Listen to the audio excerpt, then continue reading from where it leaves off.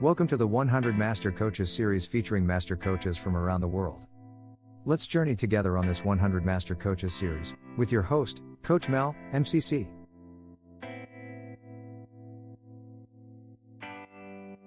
Marco Buschman is an internationally recognized leadership expert, master team and executive coach, international facilitator, speaker, and bestseller author of The Connection Quotient.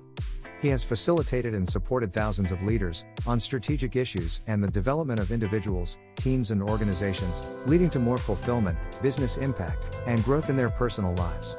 Now on to the show. Hello, and welcome to the 100 Master Coaches show. This is Coach Mal, and today on the show, I have another wonderful guest all the way from Oz.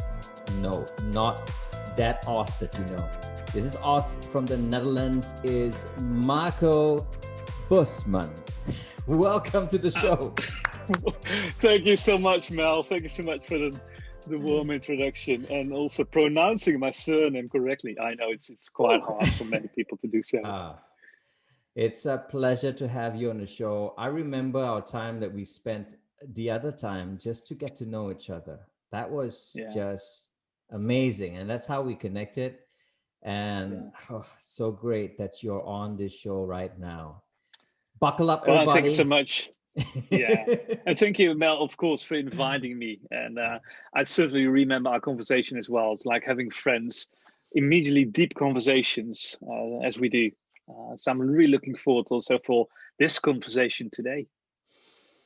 Very well then. So tell us, how did it all begin for you, this coaching journey? Tell us about that. Well, then I have to tell you about my life. Oh, please. I have to. Yeah, because, if you look at me, I would say the first part of my life, I've been living from a quite functional perspective. Okay. My parents got divorced when I was quite young, around the age of 11, 12 years old, when they got separated. And the way I dealt with that situation was to go inwards. Although I'm by nature quite vibrant, quite energetic, that time really hit me hard. So I became really a bit more silent, introverted, or at least showed introverted behavior, I would say. Also quite insecure. And one way in order to also protect myself is to keep up a smile, to protect my inner world, the vulnerable boy.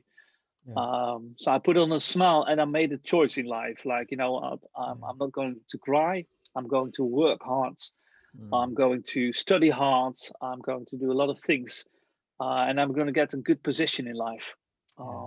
I attended the military academy and I said, I'm going to be a general. And by the age of 30, I was already ranked major. So I was on my way forward.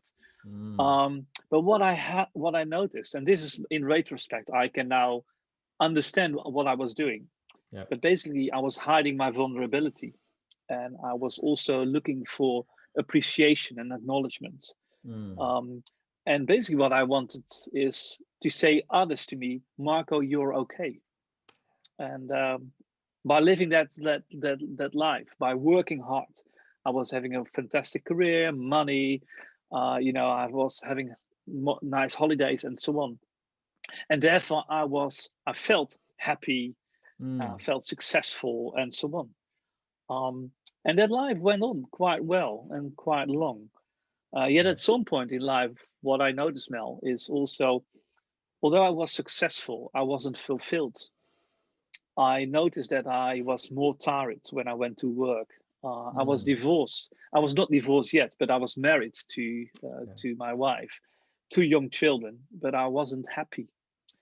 I went to work early, got back late, and I thought now I have it all. I have this nice house, nice car, beautiful wife, 2 children, recognition. Now I'm successful, so I should feel pleased and happy. And I wasn't. And that really led me to the question, so what's happening here? And this is where I started my own coaching journey, I would say. I started to work with a coach, and I'm so grateful. By that time, by the way, I left the Air Force, and moved over to Capgemini. And my manager at Capgemini, he said, like, you know what if you would start working also with a coach? And I said, yeah, that's fantastic. Because my father was a coach himself, and he every now and then told me about the profession. But of course, he was my father, so he couldn't be my coach. So I started to work with a coach, and this coach just asked that simple question: "Who are you?" Wow. And it's a simple question. And what I did, like many people that I also coach nowadays, is I started to talk about all the things that I did, the functions and the responsibilities and so on. Yeah. And he just said, like, that's what you do. Now, who are you? And I said, I'm not sure. And that's where my journey started, to really start looking inwards. Who am I? What drives me? What are my values? What's important in life? One day we all die, you and I, and all the listeners as well. Sorry to hear, but hey, that's the fact of life. But what's your legacy? Yes. How do you want to be remembered? So I started to dig into these kind of questions more and more deeply. And the more I digged into it, the more I started understanding who I am. And I also found back the true me in me. So I'm also, I'm this passionate guy. I'm quite compassionate as well. I really love people. I strive for connection, not only with myself but with others.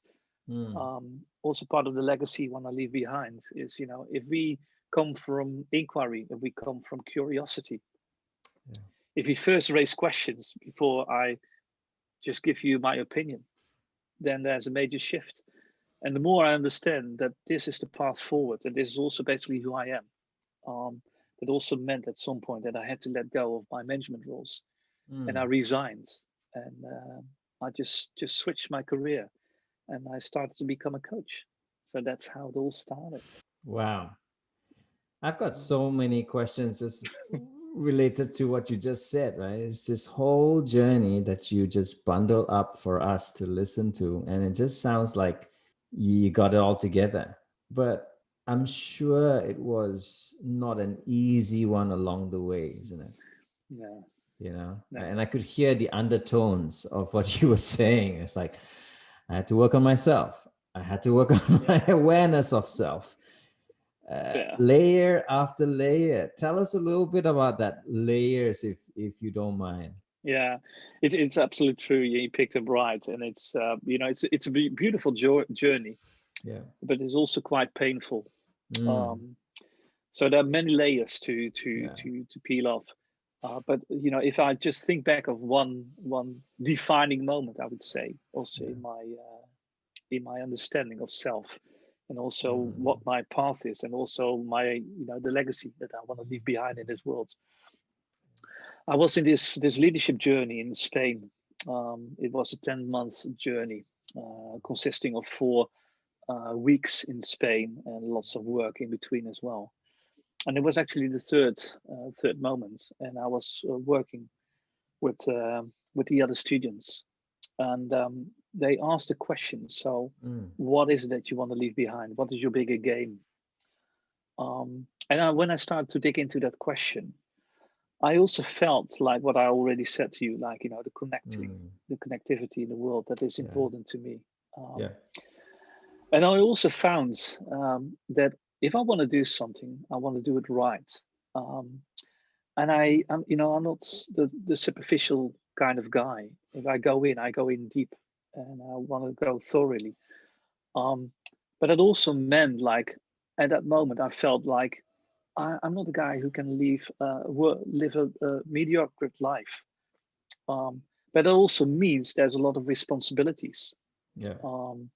Because it's saying yes. It's like a lifestyle. It's not only just doing the work. I'm a coach as a role, but I'm a coach. I'm a human, sincerely interested, and partly I use that in my profession as a coach.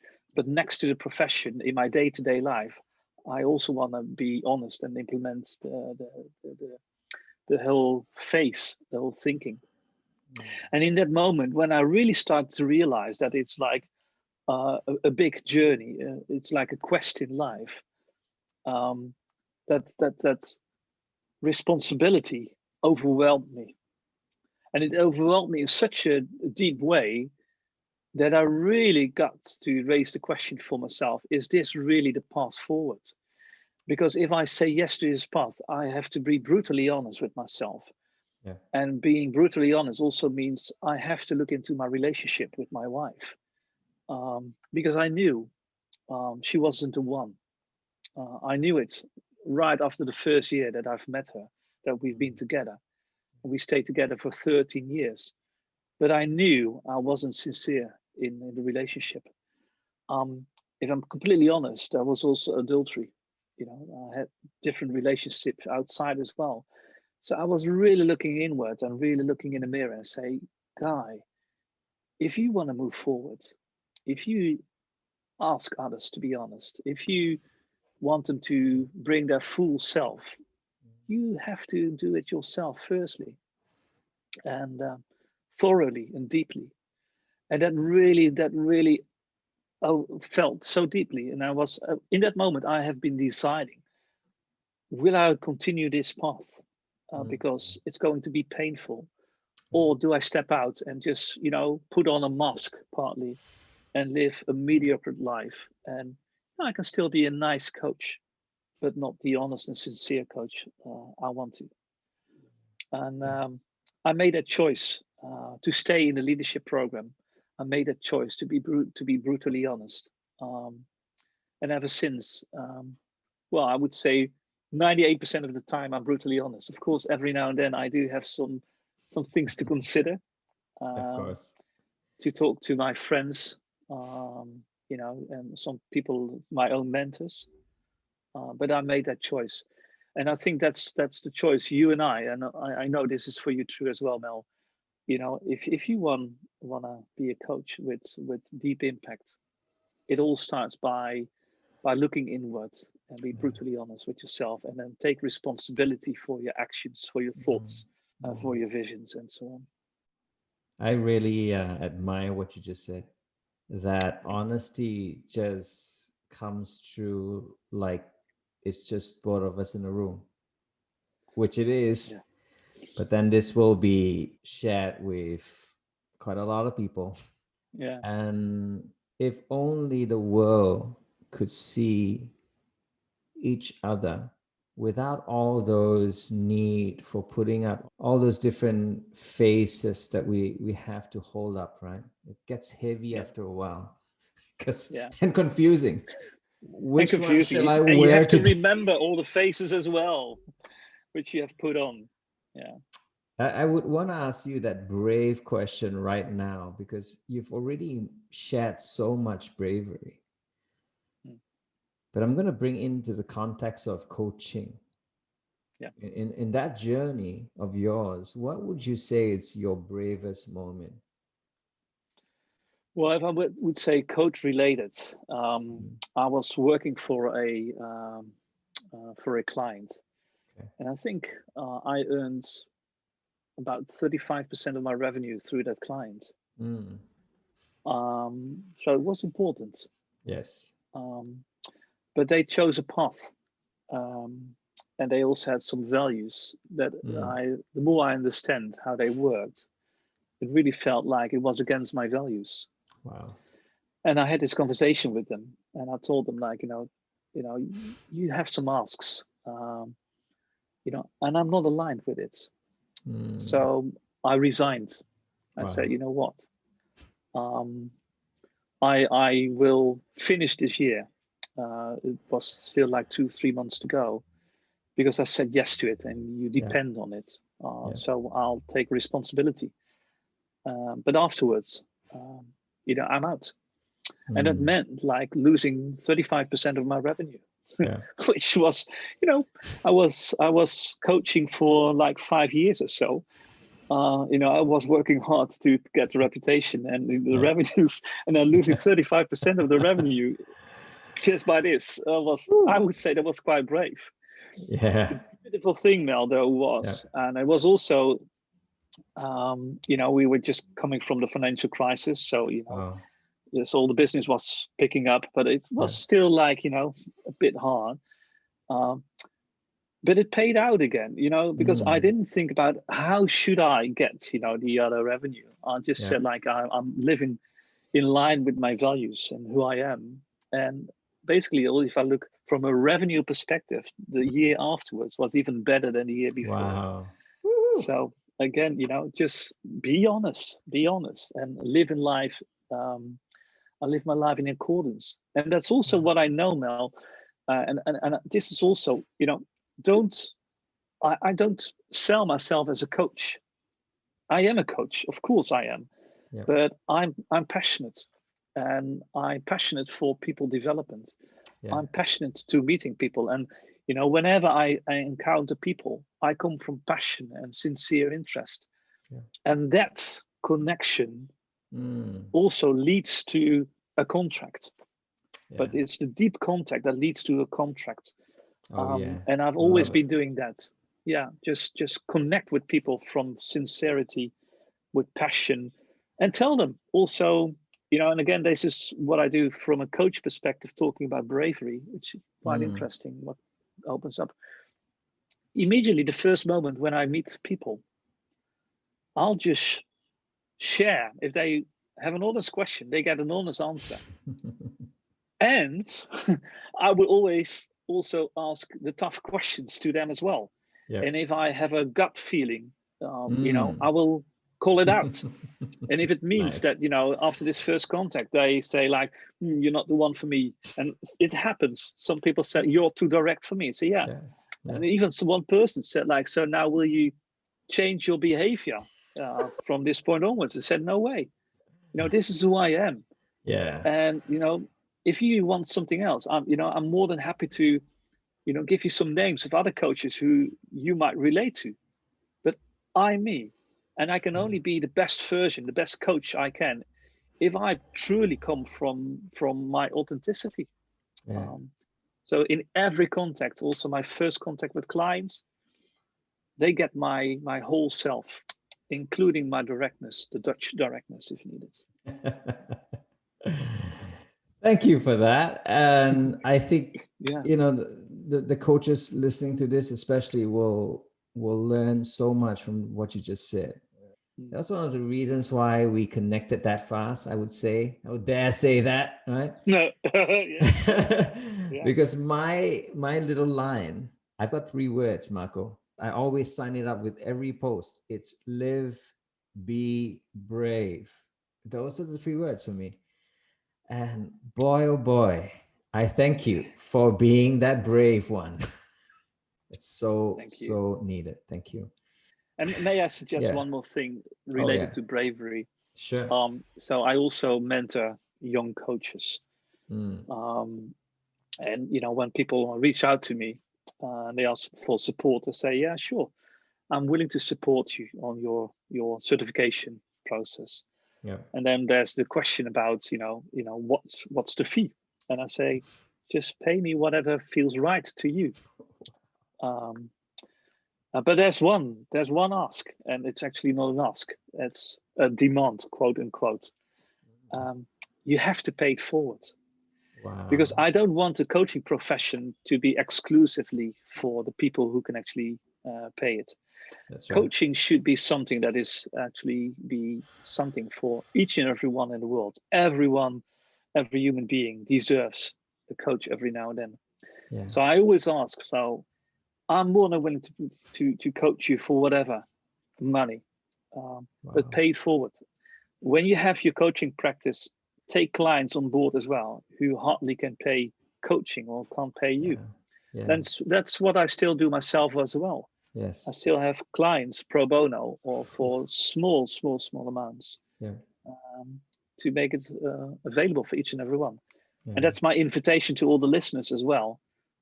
So make sure that next to your coaching practice that earns you money and earns you the house and the car or whatever, but also take on clients who can't afford you, just to support a better world. That sounds like your closing statement, man. We still got a way to go, and you're already delivering such amazing gems. Sorry. I'm serious. You're just rolling out the punches, and I appreciate that so much, because it is in the moment. I have a sense that there are listeners wanting to know, how does one make a decision, right? I know you shared a bit of it. You came from the Air Force, as you were saying. That's not very often that I hear people coming from that industry and moving into coaching, right? What would be your advice for those who are coming in from all kinds of industry, right? And maybe an option becoming a coach, perhaps. Yeah. Well, I would say look inwards deeply. Get over your shit. And what I mean is, like, if you truly look inwards, you start noticing, like, what drives me. What I see, and again, this is my observation about the coaching world. I also encounter multiple coaches who've been coached themselves. And, they really got like, a wow experience, and they learned so much about themselves. And therefore, they now feel like, I want to position that and do that for others as well. Yeah. Yet at the same time, they haven't handled their own shit yet. And there's a big risk, that you just put your own shit on others, or that you use the relationship in order to fix some of your own issues. Wow.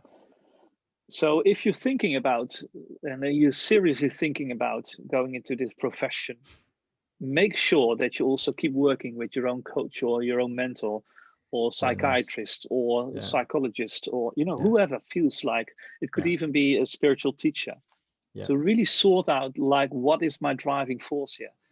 So what is it that I want to add to the world, what I want to add to the others, and which part is also my own piece, and get it fixed. So that would be my first. Secondly, I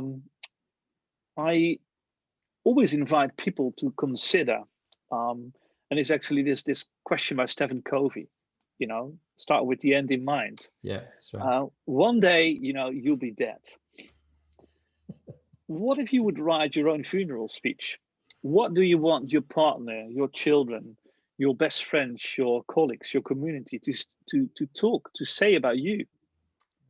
And actually, this is one of the exercises I'm also using with my clients. I ask them, just write your own funeral speech.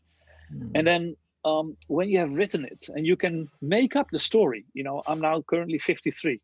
So if I would write my funeral speech, I wouldn't write it as if I die today, but if I die like 95 years old. So I can make up from 53 to 95. Yeah. And when you have written it down and you have a partner, and if you don't have a partner, ask a best friend to take that funeral speech and read it back to you. So you can not only write it and digest it, but you can also hear your own funeral speech by someone else who's dear to you. That has a profound impact, again, because it also makes you aware about, what is it about life? What is it that I'm aiming for? And then see how the coaching fits in here. So again, it's like doing the soul work to see, like, why am I in this profession? Because the more you know, the more you will feel it, the more you can be it. And from the being piece, you can actually start having conversations with others. And they will invite you to become their coach. Now, my third advice would also be, you are a coach. Some people, they just wait to come in the profession and say, like, yeah, but I can't call myself a coach yet because, I don't have the hours, or I haven't done all the trainings yet, or whatever. And I say, you're right. You're in a growing zone, but you can still be a coach. I know that if you sincerely raise questions, you will add value to the others just by raising questions. So don't downsell yourself by, I'm not a coach yet, but just say, I'm a coach in training. Be proud. Be proud on the profession. Be proud on who you are and what you do. And just tell the others to say, tell them, like, I'm a coach in training, and would it be okay to work with you? Ask. Because some people, they are looking for what we call a coach, and they are not aware that they need one. So just, again, this is where the bravery comes in. When you're a coach in training, just name it and ask for people also to become your client. And that's how you enter the profession. Wonderful. Wonderful. And you know, Marco, there is passionate coaches. I know you and I have met them. And then there is that bit of the business side of things. You know what I mean? Yeah, of course. And, yeah. and then it's part that's of the reality. area. That's the area that some of these wonderful coaches also struggle in. How would one kind of balance that off, right? The business elements out of it, and then the coaching as your art of continuous growth for yourself. Right? Yeah. So again, I can just share on how I done it myself. Sure. And one of the, if I would call it a tool, is by writing. Again, I want to inspire people, so I want to share my knowledge and insights. And when I started my coaching business, when I let go of my management roles, just started from scratch. I also made the choice to start writing blogs, just to share my insights, my journey. The beauty about the writing is, like, if you have a lot of knowledge and you have to bring it back to like 500 words, you have to skip a lot. You have to leave out a lot. That is beautiful, because it's not only inspiring others, but it also trains you to get to the core message, to get like, what is it that I really want to share? What is that I really want to ask? What I really want to know? And just so the act of writing was partly marketing, because people read the blogs and were inspired by it, and they got curious and they reached out. And this is how I started to build like a pool of readers. And it helped me in my own growth by summarizing, getting to the core, to the essence. So that is one of the choices I've made in order to start marketing myself. Now, secondly, and it also relates back to what I said earlier, don't shy away from being you. You have to accept that you get a lot of no's if you ask for something. So learn to be okay with no. Just ask people, like, would you be willing to be my client? Or, since there's this issue, I would love to offer you a sample session. Don't try to explain coaching to them. That's one of the mistakes I've made in the start. I tried to explain the process of coaching and how it could benefit them, and so on. And it is a nice theoretical story. And at some point, I noticed that didn't work, and I just say, you know what? I'm offering you a session. And if you like it, let's talk about business. And if you don't like it, that's fine. You got some added value. And then after 30 minutes, they know who you are as a coach. They know who they are. And they also know if the relationships works. And if it leaves them inspired, if it leaves them challenged, if they have thoughts and considerations that they can take away from those 30 minutes. And then after the 30 minutes, basically nowadays, if I talk to people and, we do a session, and by the way, it's a paid session. That's also in the past, I gave them away for free. And now I just tell, like, if you want to work, we're going to do a session for 1 hour. And by the way, if it works out, you will be my client. This is the first paid session, by the way. And otherwise it's free of charge. Yeah, it's true. So good. So really offer them value by giving your time, your dedication, your coaching instincts. They learn from it, and mostly you walk away with a client, and they walk away with new insights, by the way, and growth. And that's also aligned with what you said before, even, right? If not, this will be part of your pro bono anyway, right? It's just like giving away, paying it forward, right? Just being true to your nature, and continue this legacy of coaching, of that connection, right? And leading people to their own way, right? So that's beautiful. Yeah, absolutely. And if I may build on it again, also you and I, we're both master certified coaches, ICF, MCCs. I urge everyone also to, whether it's the ICF or the EMCC or, but whatever, go for a path as well. it shows you're passionate about your profession. You're also taking this seriously. It is good for the coaching. You know, it's a profession. We're still developing the profession. Correct. And I would urge each and every one just to say yes and go for certification. Show the world you're serious in it. And by the way, not everyone will get to the ICF MCC level. I know many people who also attended the MCC level and failed.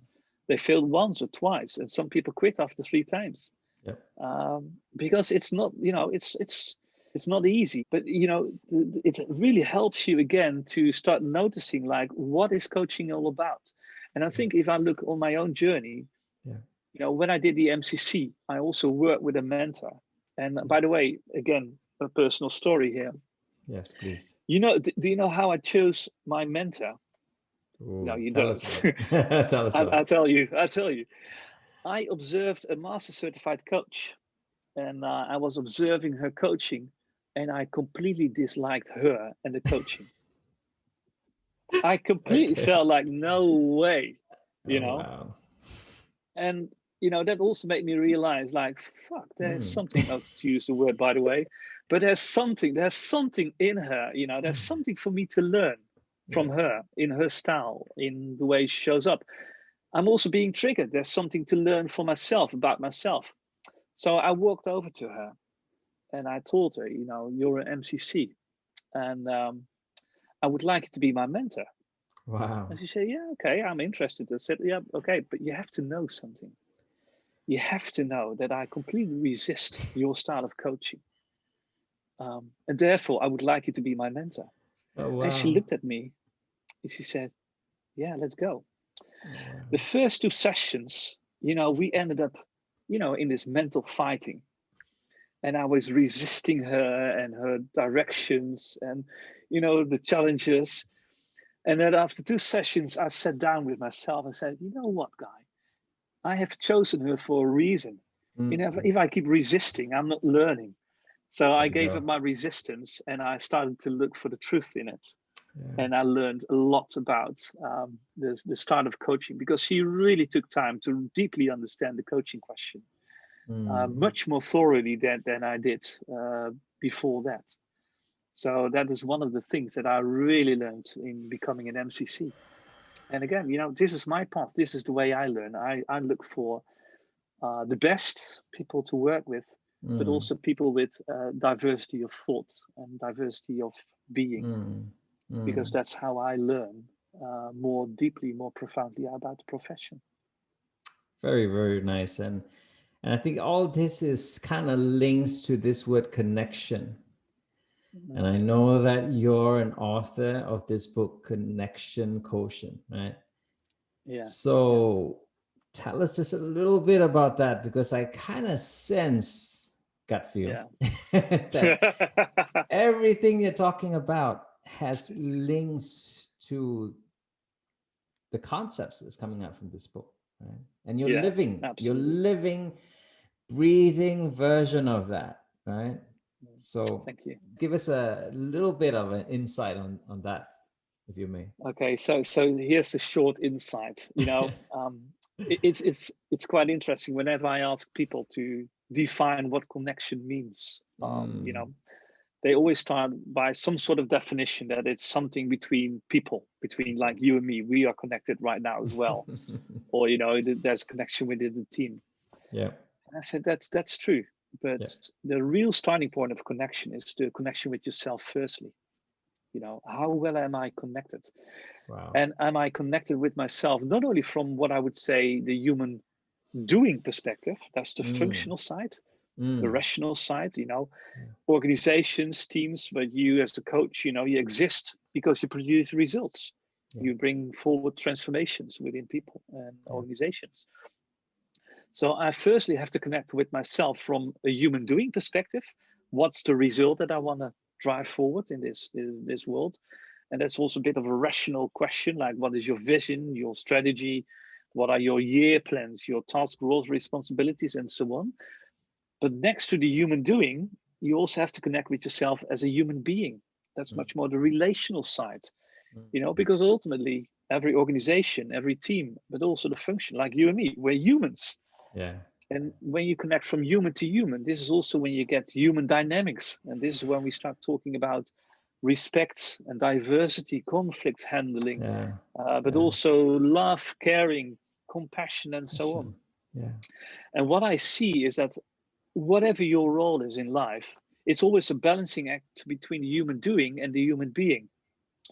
And that is not only by starting to connect with yourself, but also in the connection with the other. It's a balancing act between the doing and the being, or in connection to the team, or to the organization, or to the world. It's always a balancing act between the doing and the being. Yeah. So, for instance, when I'm also connecting with you, I could ask you, so Mel, what is your ambition? That would be much more a doing question, much more rational.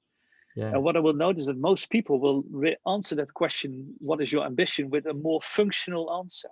Correct. Whereas if I would come from a human dynamics perspective, I would say, what is your dream?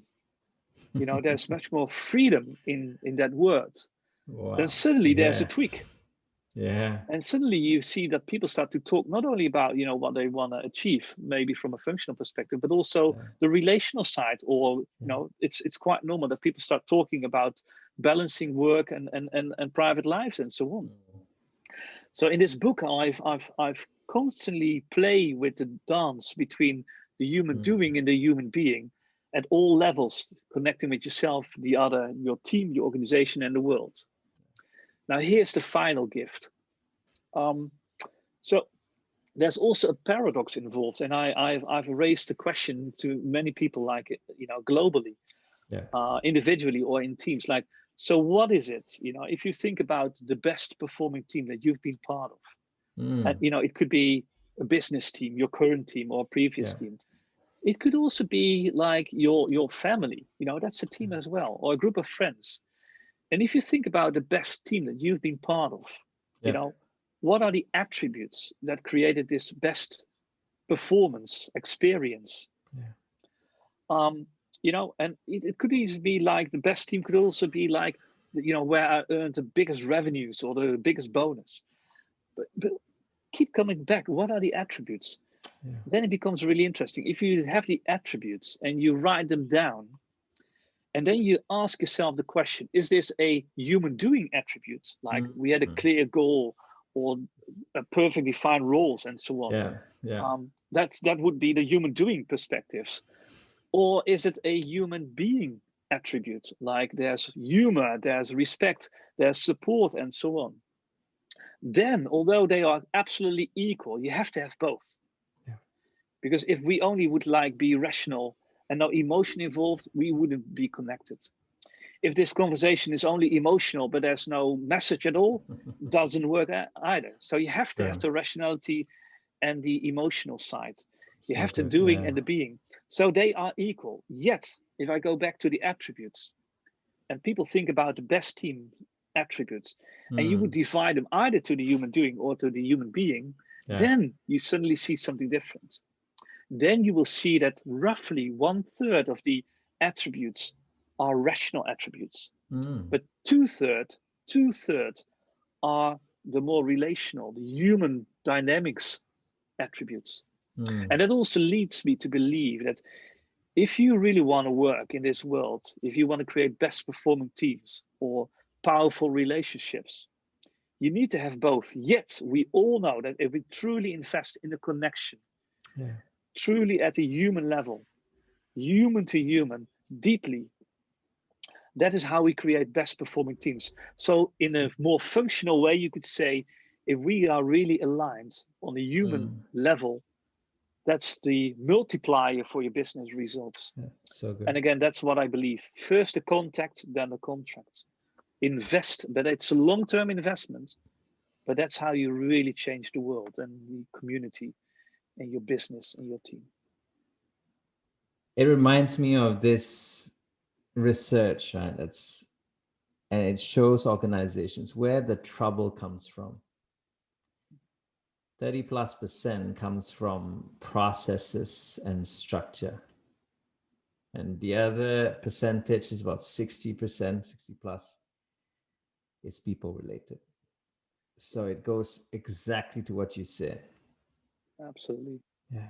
There's so much research it shows. Let's put Yeah. that into action, I would say. And it's Mm. your and my responsibility, and the responsibility of the listeners as well. It's a choice, and you can make that choice Mm. every day. Again, you can make that choice to truly be truly brutally honest with yourself, Yeah. and from there also create deep and profound relationships with others. Yeah. And by doing so, raising the tough questions which would invite them to look inwards and therefore become powerful leaders, not only as a Mm. person, as a human Yeah. being, but also as a human doing with Yeah. big business impact. And that's the business I'm in. Beautiful. You know, one of the questions I often ask in this show is the future of coaching. What would be, in your mind, the future looking like? It's a fantastic future because what I'm observing is like also more and more the business starts to see that the traditional trainings are over. You know, if you want something, go into a classroom, sit for 2 days, put in, open your ears, open your mouth, they shuffle it in, and then you walk away inspired. And after 1 week, you've forgotten most of it. Um, so more and more the business understands it's about creating a learning momentum in the moment, close to where the questions are, and Mm. close to and tailored to the personal situation. So what I observe is that more and more organizations are, rather than doing the traditionals, they want to create micro learning situations where you can actually Mm. look and go for a tiny training, a 5-minute training, short video to take in some stuff. And then there's the question about the application. And then you Yeah. try out and you work and it doesn't work. Sometimes you fail, you have to recover and so on. And this is where we as coaches also step up and step in, Yeah. because people then they need a sparring partner Mm. to think, to talk about, like, what's happening in this Yeah. situation. I understand the theory, but it doesn't work out the way I predicted. Yeah. What does it say about me? And the more I get comfortable also with being okay, with failure, for instance. And especially I think also in this age, the fourth industrial revolution, the VUCA world, we will fail many times. We constantly have to adapt. Yeah. So you have to be okay with failure. So more and more there will be micro learning moments and reflection Mm. moments. And then you need sparring partners, and that's what we call coaching. In my perspective, that's part of coaching. So Mm. that's also what I observe. Traditionally, when I saw people in person, I would have like a 1.5 hours coaching session. Yeah. Or when I meet them, in person, and we are walking in the forest, it would typically be 1 hour. But nowadays, my coaching sessions are shorter and shorter, Mm. like 30 minutes max. It's tiny, and of course, there's a new question coming up: how do I utilize my agenda in a relevant way?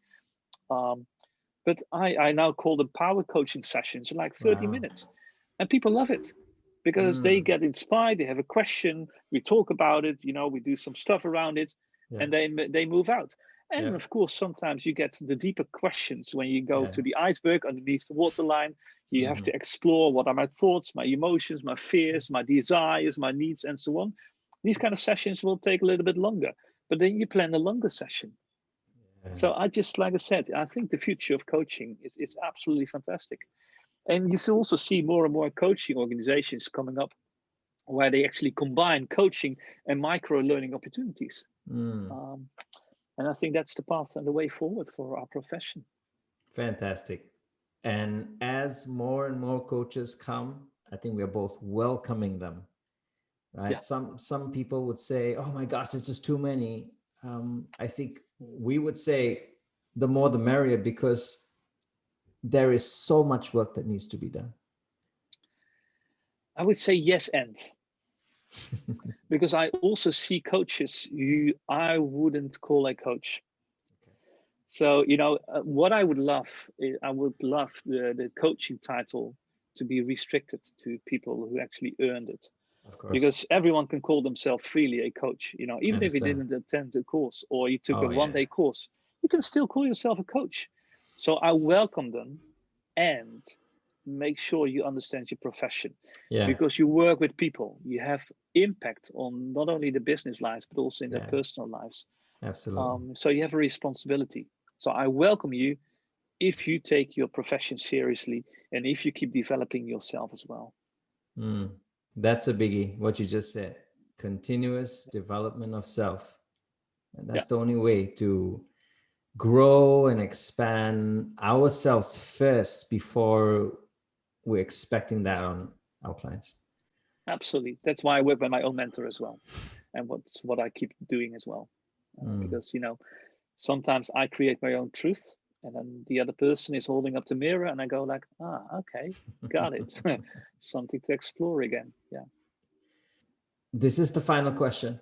All right. Okay. So I'll ask the traditional final question, which is, what is your powerful question, Marco, that you love to leave behind for the audience today? Who are you? That's the simplest question. And I'm always curious how people answer. Is it a functional answer, defining themselves by the roles, the responsibilities, by the things they achieved in life? Or are they truly looking inwards and also defining themselves by their values, by their fears, by the greatnesses, by their failures, and so on? So my question to you is, who are you? I'm curious for your answer. So this is the time, Marco, where I invite you to connect with the audience. So please share with us your media handles, share with the people something coming up for you and your organization. Well, I would say feel free always to connect with me on LinkedIn. So if you go Marco Buschman, but it's spelled Buschman, Marco Buschman, you will find me on LinkedIn. If you were interested also getting to know my work, you could go to marcobuschman.com. And feel free to drop me an email and drop me a message. I'll do my best always to answer all the questions in whatever shows up. It might be a word, it might be a question, it might be a phrase, it might be a challenge. So you'll see. And with that, I say thank you so much for the honest, authentic, brave self that you are, Marco. And you're such a gift to the world. Well, thank you so much, Mel. And thank you also for hosting this show, for inviting so many people and just sharing the knowledge. I know you learn a lot yourself by the interviews, but also you're quite compassionate by just giving that wisdom away and spending your time in doing so. So thank you so much for keeping that inspiration up and running. Thank you. And you've heard it on the 100 Master Coaches show. This is Coach Mal and Marco signing off. Till the next time. Take care. Bye for now. Take care. Bye-bye.